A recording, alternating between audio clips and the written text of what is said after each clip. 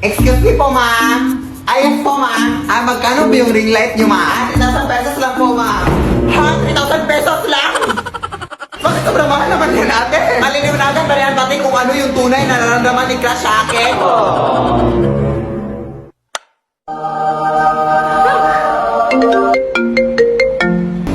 Uy, sorry ha, pero hindi kita gusto. At saka pwede bang tantanan mo na ako? Huwag ka nang mag-chat. Grabe naman, gusto ko lang naman sumaya. Bakit ang mahal maging masaya? Baka pag Jolly Savers ang alam, 25 pesos lang, masaya na ako. Di dapat mahal maging masaya. Mag Jolly Savers ka! Yum Burger, 35 pesos lang. Jolly Hotdog, 50 pesos. Jolly Spaghetti, 50 pesos. Burger Steak, 50 pesos din. Sobrang sarap pero di mahal. Kaya ang saya. Kaya mag Jolly Savers ka na tayo! Yeah!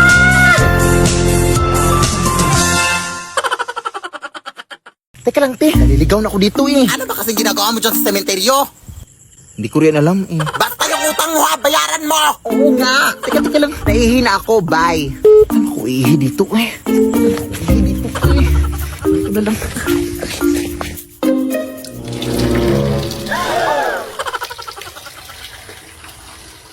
Ay, wala. May puntod pala dito. Sorry, madam. Sorry talaga, madam. Hindi ko napansin. Ay, naihian.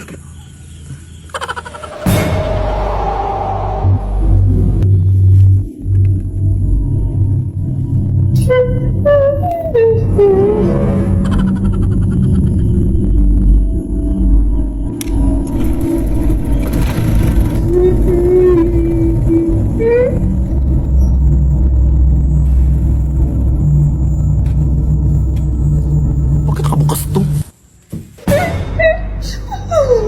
Yan. Ate, ka. Lead me, Lord. Anak! May bagong pusa na tayo, anak! Wow! Anong breed to na? Yes, breeding. Ang mukha mo lang yung breed. Oy, nakuha ko lang yan sa may gilid. Kawawa kasi kaya inumpun. Sige, anak, may gagawin pa ako. Hi, Mimi! O, dyan ka lang muna, ha?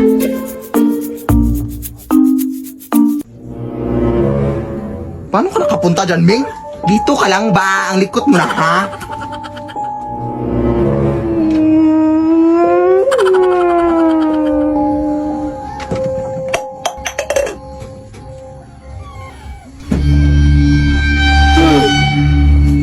Nay!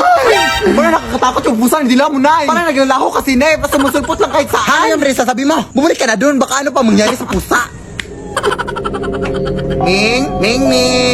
Nay, nawawala yung pusa!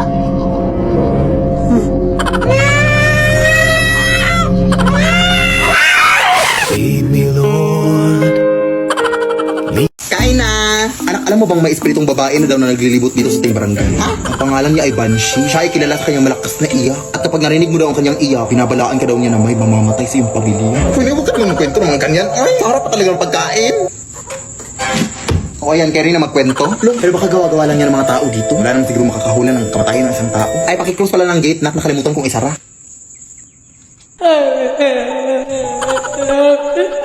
Uy, sino ka? Hindi ka totoo! Nay! Alis tayo sa itong babae! Nay, okay ka lang ba? Diyos ko! Nabulunan ako sa binili mong manok, oy! Ay, akala ko mamatay ka na. Bakit may buto to? Di ba sabi ko sa'yo na boneless chicken yung bilhin mo? Sorry. At saka sino ba yung iyak na iyak sa labas? Ano? Yun ba yung espiritu? Isa lang yung ibig sabihin nito, anak. May mamamatay sa bahay na to! Oh my God! May namatay nga, yung ilaw natin. Ayan, binabalaan ko kayo na may mamamatay dito sa inyo. Yung ilaw nyo, kasi hindi pa kayo nagbabayad ng kuryente. Nagamiraan ko ako, hindi ako espiritu. Ay, oo nga pala. Wala pa kasi akong pambayad ng kuryente, mami. Nagka-emergency gastos pa kami sa aming lababo na naglili. Ay, naku, mag-G-credit ka na lang sa Gcash. Huh? Yes! Gamit ang G-credit! Kayang mabayaran ng kuryente kahit kinulang. Easy bayaran ng interest dahil mababa lang din ang tubo. At 0.17% interest daily. Kapag mas maaga magbayad, mas maliit ang interest. Kada 1,000 pesos na hiramin, 1.7 pesos lang ang interest araw-araw. Easy magbayad dahil kapag hindi agad-agaran ang bayad, kahit 10% minimum amount due muna ang bayaran, okay lang. Sobrang dali lang. Open mo lang ang Gcash app, punta ka sa bills, pili ka sa mga partner merchants, tap pay with G-Credit. Tapos, nakapagbayad ka na ng bills gamit ang G-Credit. Kaya di na ipit credit kapag ipet tuwing petsa di peligro. With G-Credit, kaya today. O, ayan na nakapagbayad na ako. Salamat, ma'am. O, siya. Pero hindi lang pala kuryente yung namatay. Pati pala yung kuko mo sa paa. Pa-pedicure mo na yan, sis. Nay, magwawalis lang ako sa labas, Nay, ha? Hala, wag na! Balita ko kasi anak na may gumagalang mag-inang aswang tuwing gabi. Bukas mo na yan walisin. Hindi yan totoo yung mga ganyan, eh. Uy, yan talaga yung sakit mo na. Mabilis kang maniwala. Kaya madalas kang nasa-scam sa mga online shopping. Kaya mabilis kang maniwala. Sige na, Nay. Totoo nga!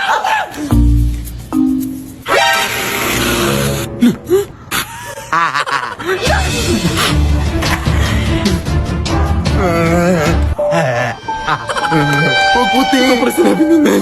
Sige na, nak. Kagatin mo na yan.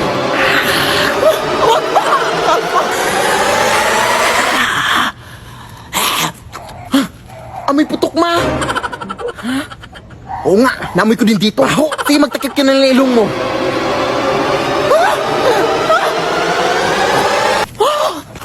Ang asim, ma! Huwag na nga lang, para maghanap natin ng iba, anak. Diyos ko, ang dugyot-dugyot ang batang to. Diyos ko,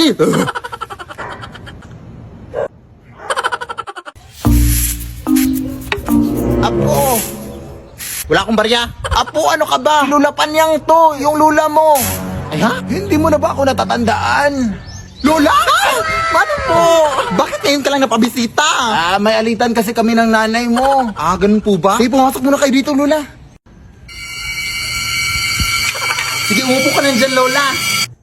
Kumain ka na ba? Ay, sige, timplahan lang kita ng kapihawit lang. Nahala, sige, tatawagan ko muna si Mama, Lola, ha? Nay, umuwi ka dito. Ay, nandito si Lola. Ha? Oy, Lola, may kutsara po, oh. Mainit po yan. Dating pusa ba to si Lola, Nay? Anong Lola, anak? Si Lola Panyang ba? Napabisita dito sa bahay? Anak, nagbibiro ka ba? Matagal lang wala yung Lola mo. Ha? Ay, baka hindi mo na matandaan. Bata ka pa kasi nilibing yung Lola mo. Ha? Eh, sino to yung dito, Nay? Abay, ewan ko. Tigilan mo kasi ang pagpupuyak ng anak. At ano-ano na yung nakikita mo. Bye.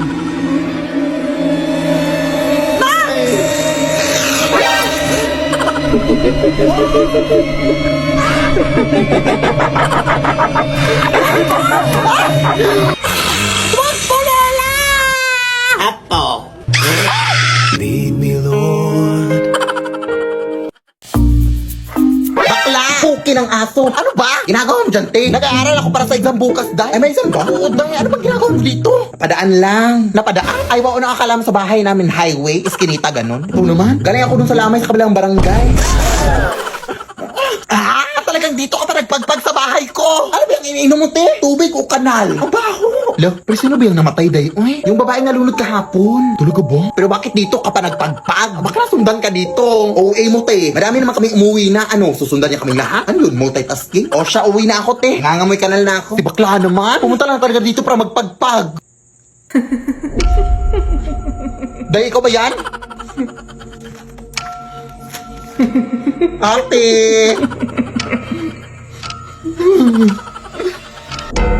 Mother? Is that you, mother? Ano? Babad na ako dito, oh. Baka pwede mo namang... Hoy, ano daw? Anong pwede mo namang... Ha? Maawa ka, te! Hindi po ako yung pumunta sa lamay mo, yung klasiko po.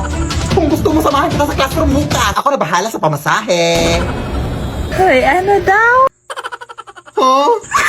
Lead me, Lord. Ang ganda talaga dito sa bukid, Nay, no? Yes, ano? Pero nagkikrib ako ng mangga ngayon, anak. Ikuha mo naman ako. Hindi mo marakitang umuulan. Baka madulak ako. Tsaka hindi ako marunong umakyat, Nay, oy. Ay, imposible. Baka kang unggoy na, tapos hindi ka marunong umakyat? Ay, shit. Baka nakakalimutan mong magkakamukha lang tayo dito, Nay.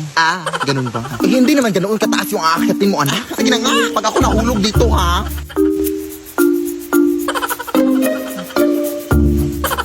Wala namang bunga dito, Nay. Ito, anak ko, meron dito. Ha? Kapan? Ito, dito. Nay, ano? Sino yung nasa likod mo? Ha? Wala naman, anak. Oh, hindi mo ba yan nakikita, Nay? Ayan naman yung mga nakikita-kita mo, oy. Bumaba ka na nga lang dito.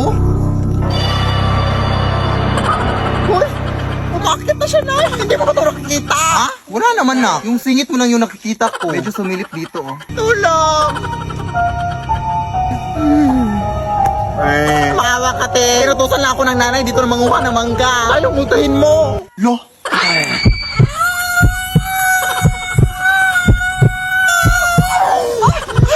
Tulong na! Ayoko bang mamatay? Marami na akong pangarap sa buhay. Hindi ba ako naka-crush back ng crush ko?